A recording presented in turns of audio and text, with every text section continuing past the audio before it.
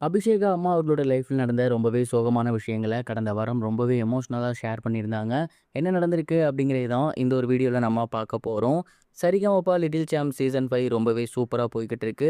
And கிட்டத்தட்ட இப்போ தான் ஸ்டார்ட் ஆன மாரி இருந்துச்சு. ஆனா 7, 8 வாரங்கள கடந்து போய்க்கிட்டு இருக்கு.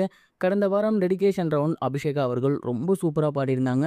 அதற்கு முந்தின வாரமே அவங்களோடது டெலிகாஸ்ட் ஆகியிருக்க வேண்டியது. பட் 2 பார்ட்டா போடவும் போன வாரம் தான் வந்து ஷேர் பண்ணியிருந்தாங்க. அந்த ஒரு ரவுண்ட பாடி முடிச்சதுக்கப்புறம், அபிஷேகா அவர்களோட அம்மா எழுந்து வந்து அவங்கள கட்டிப்பிடிச்சு முத்தம் குடுத்து, ரொம்பவே எமோஷனல் ஆகிட்டாங்க. அண்ட் கண்ணீர் மல்க நெறைய விஷயங்கள ஷேர் பண்ணியிருந்தாங்க.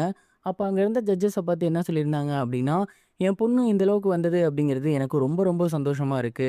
நான் ஏன் இத நான் சொல்றேன் அப்டின்னா, வாழ்க்கையில நான் இந்த மாரி வரணும் அப்படின்னு ஆசைப்பட்டுருந்தேன். எனக்கு வந்து ஒரு சிங்கர் ஆகணும், நல்லா பாடி பெரிய ஆளா வரணும் அப்படிங்கிற மாரியான ஒரு ஆசைலாம் இருந்துச்சு. ஆனா, எங்க அப்பா, அம்மா எனக்கு அந்த ஒரு கைடன்ஸ் குடுக்கல.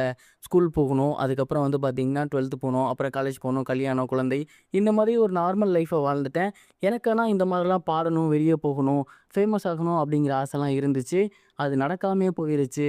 ஆனா, இப்ப என்னோட குழந்தை வந்து அத நடத்தி காட்டுறா. இவ்வளோ பெரிய ஜாம்பவான்கள் மத்தியில பாடுறா. இவ்வளோ மக்கள் பார்க்குறாங்க அப்படிங்கும்போது, உண்மையிலேயே எனக்கு அவ்வளோ சந்தோஷமா இருக்கு. நெறைய பேர் சொல்லுவாங்க, டாக்டர் புள்ள டாக்டர், இன்ஜினியர் புள்ள இன்ஜினியர் அப்படின்னு. அப்படிலாம் கிடையவே கிடையாது. யாருக்கு என்ன தோணுதோ அவங்க அது ஆகலாம். நான் சிங்கர் ஆகணும்னு நெனச்சேன். என்னால முடியல.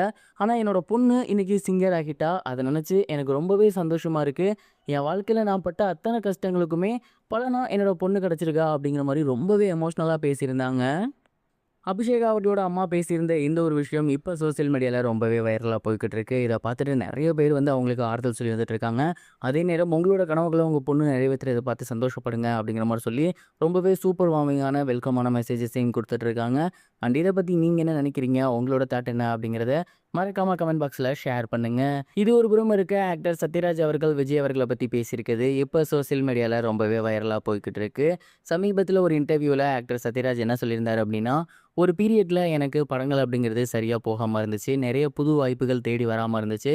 அண்ட் அந்த ஒரு டைம் வந்து நான் சினிமால சஃபர் ஆகிட்டு இருந்தேன். ஆனா, அந்த டைம்ல தான் கரெக்ட்டா விஜய் அவர்கள் ஒரு இன்டர்வியூல, "நான் பொதுவா பெரிய நடிகர்கள் படங்கள்லாம் பார்க்கறதில்ல. அவங்கள இமிட்டேட்லாம் பண்றதில்ல. பட் சத்யராஜ் சார் வந்து அமைதிப்படை பண்ணியிருந்தது எனக்கு ரொம்ப பிடிக்கும். அவரு அமாவாசை கேரக்டர எப்படி பண்ணியிருக்காரு, எப்படி டயலாக் டெலிவரி இந்த மாதிரியான விஷயங்கள நான் அடிக்கடி போட்டு பார்ப்பேன். அத பார்த்து தான் நான் நெறைய கேரக்டர்ஸ் பண்ணுவேன்." அப்படிங்கிற மாரி சொல்லியிருந்தாரு. அதுக்கப்புறம் எனக்கு நெறைய ஃபோன் கால்ஸ் வந்துச்சு. நெறைய பட வாய்ப்புகள் வந்துச்சு. இதனால நான் பர்சனலாவே விஜய்க்கு கால் பண்ணி தேங்க் பண்ணேன். நான் இன்னைக்குமே விஜய்க்கு கடமைப்பட்டுருக்கேன் அப்படிங்கிற மாரி சொல்லியிருந்தாரு. சத்யராஜ் அவர்கள் விஜய் அவர்கள பத்தி பேசியிருக்கக்கூடிய இந்த ஒரு விஷயம் இப்ப சோசியல் மீடியால ரொம்பவே வைரலா போய்க்கிட்டு இருக்கு. அவங்க வீட்டுக்குள்ளேயே ஒரு வார் போகுது. அது நமக்கு நல்லாவே தெரியும். இந்த டைம்ல இவரு பேசியிருக்கிறது வைரலா போய்க்கிட்டு இருக்கு. இதுவரைக்கும் கனெக்டிங் டிவிக்கு சப்ஸ்கிரைப் பண்ணனா மறக்காம சப்ஸ்கிரைப் பண்ணிக்கங்க. உடனடி அப்டேட்ஸ் பெறுவதற்கு நோட்டிஃபிகேஷன் பெல்லையும் கிளிக் பண்ணிக்கங்க.